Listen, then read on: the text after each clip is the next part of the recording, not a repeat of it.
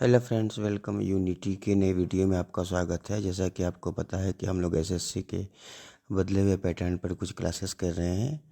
हम लोगों ने कुछ क्लास पहले हम लोगों ने म्यूजिकल इंस्ट्रूमेंट के बारे में पढ़ा था। उसी क्रम में आज हम लोग एक नए टॉपिक को देखते हैं। आप जानते हो कि हमारे देश में ढोल या ढोलक एक बहुत ही पॉपुलर, बहुत ही प्रसिद्ध वाद्य यंत्र है और लगभग हर जगह, प्रत्येक राज्य में सारे धार्मिक या सामाजिक समारोहों में इसको प्रयोग किया जाता है। ढोल में जिस लकड़ी का प्रयोग किया जाता है उसे ओक कहते हैं। इसमें महोगनी की लकड़ी का भी प्रयोग होता है और डंडे से या हाथ से जिसे बजाया जाता है वो बकरी की खाल होती है। असम में ढोल या ढोलक को देव वाद्य कहते हैं और पश्चिम बंगाल की दुर्गा पूजा में बहुत ही ज़्यादा पॉपुलर है। पश्चिम बंगाल ही क्यों, झारखंड, बिहार, पूर्वी भारत के कई सारे राज्य जिसमें उड़ीसा भी शामिल है, दुर्गा पूजा के समय में इसका बहुत ही सुंदर तरीके से वादन होता है और इसे ढाक कहा जाता है।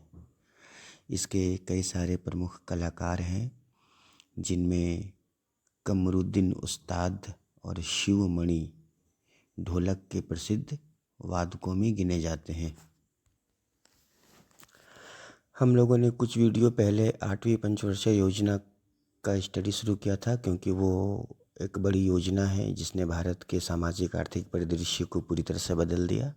इसलिए एक दूसरा वीडियो आज इसको बना रहा हूँ। तो 8वीं योजना को राव मनमोहन प्लान कहा जाता है और इसका मुख्य उद्देश्य निर्धनता के दुष्चक्र को तोड़ना था। निर्धनता का जो दुष्चक्र है उसे इंग्लिश में the viscous theory of poverty कहा जाता है।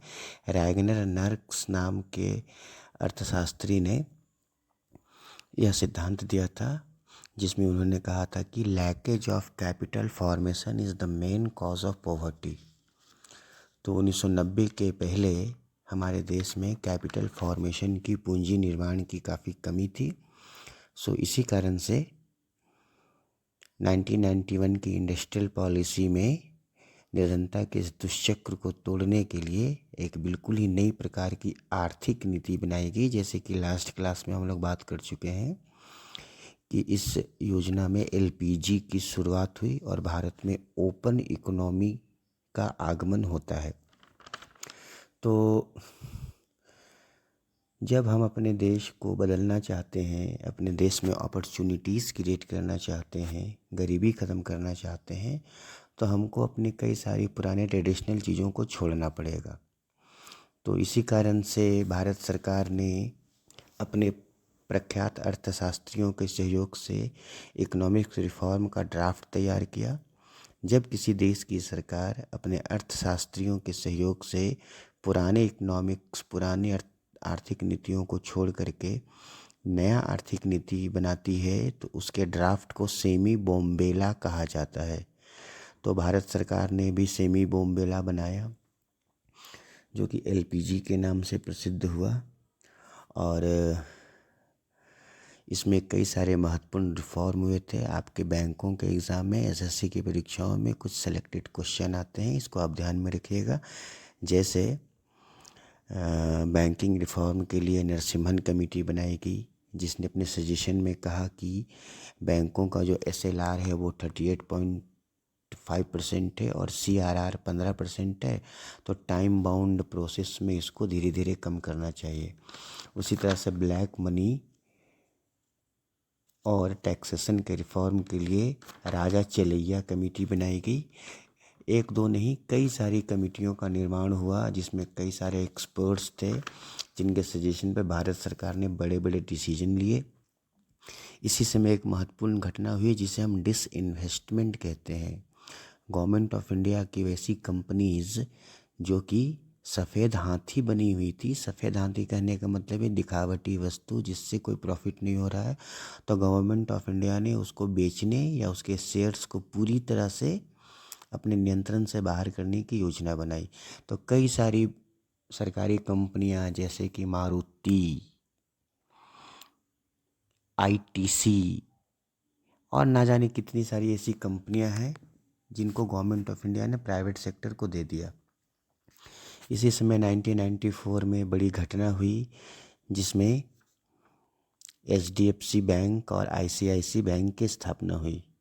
और अब आप देखो कि अब एक ऐसा समय आ गया है कि कैपिटल के मामले में एचडीएफसी बैंक एसबीआई को भी सुपरसीड कर चुका है।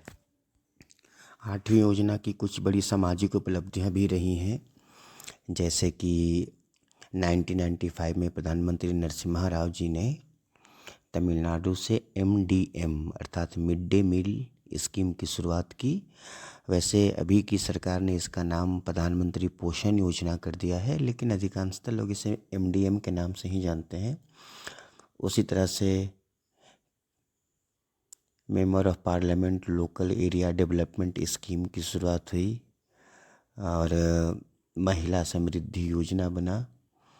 भारत सरकार ने डिसीजन लिया कि हम आर्थिक सुधार तो करेंगे, लेकिन हमारी जो सामाजिक बाध्यताएं हैं, सोशल ऑब्लिगेशन है, उससे हम दूर नहीं हटेंगे। तो एक तरफ बड़ी भारी मात्रा में आर्थिक सुधार होते रहे और साथ ही साथ सरकार अपनी सामाजिक जिम्मेदारियों का भी निर्वहन करती रही, जैसे सब्सिडी वगैरह, समाज के गरीब वर्ग के लिए स्पेसिफिक योजनाओं का निर्माण, सरकार के रेवेन्यू अकाउंट से एक्सेस खर्चे की बात, ये सारा पहले की तरह होता रहा। इसी कारण से 8वीं पंचवर्षीय योजना को डुअल ट्रैक इकोनॉमी कहा जाता है कि अर्थव्यवस्था 2 ट्रैक पर चल रही थी। उस समय अंतर्राष्ट्रीय व्यापार के क्षेत्र में भी बहुत बड़े बदलाव हो रहे थे। 1 जनवरी 1995 ईस्वी को WTO बना। भारत WTO का संस्थापक सदस्य रहा है और WTO की जो अंतर्राष्ट्रीय व्यापार नीति है उसके अकॉर्डिंग ही देश को चलना था।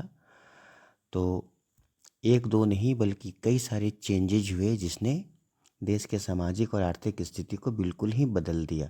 साथ के साथ जन भागीदारी का कॉन्सेप्ट सामने आया, क्योंकि 73वें और 74वें संशोधन से तीसरी सरकार का गठन हो चुका था।